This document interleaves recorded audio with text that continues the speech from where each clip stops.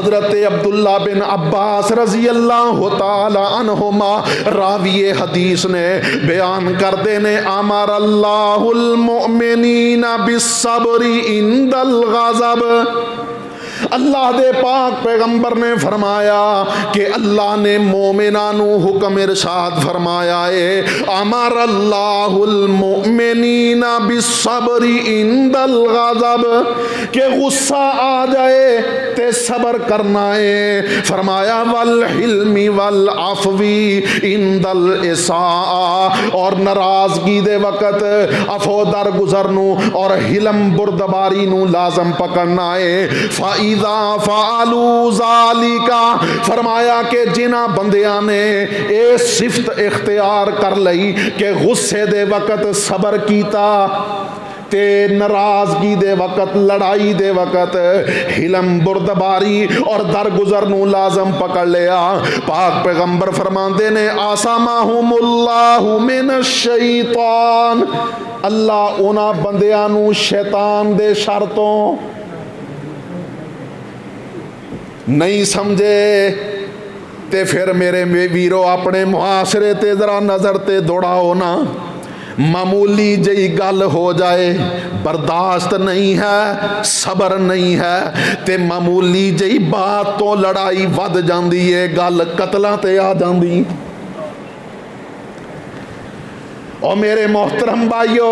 اپنی زبان دی حفاظت کرو، اپنی زبان چو نرم تے اچھی گفتگو تو کرنی شروع کر دے، اللہ دی قسم ہے اگر کوئی لڑائی دے ارادے نال بھی آیا ہے اللہ رب العالمین تینوں اور اسنو شیطان دے شرطوں محفوظ فرما لین گے۔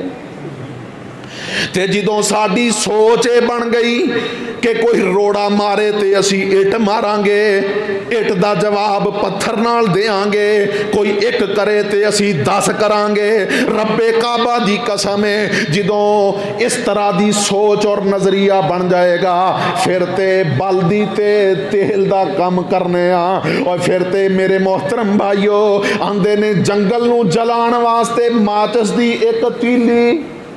کافی ہے۔ اللہ اکبر کبیرہ، آؤ نا میرے محترم بھائیو توجہ کرے آجے، غور کرے آجے، پاک پیغمبر فرماندے نے امر المؤمنین بالصبر عند الغضب، اللہ نے مومنانو حکم دیتا ہے کہ جدوں غصہ آ جائے ناراضگی آ جائے تے صبر کریا کرو، والحلم والعفو عند الاساء، فرمایا کہ ناراضگی تے لڑائی دے وقت حلم اور درگزر کرنے نو لازم پکڑ لو۔ فَإِذَا فَعَلُوا ذَلِكَ، فرمایا کہ جدوں تسی ایک کام کر لو گے آسامہم اللہ من الشیطان، اللہ شیطان دے شرطوں توانو محفوظ فرما لین گے، وَخَضَعَ لَهُمْ عَدُوُّهُمْ، اور فرمایا کہ اللہ تو انہاں دے دشمن نو جڑا بندہ اس صفت نو اختیار کر لے اللہ انہاں دے دشمن نو انہاں دے سامنے نیویاں کر دیندے نے، کَأَنَّهُ وَلِيٌّ حَمِيمٌ،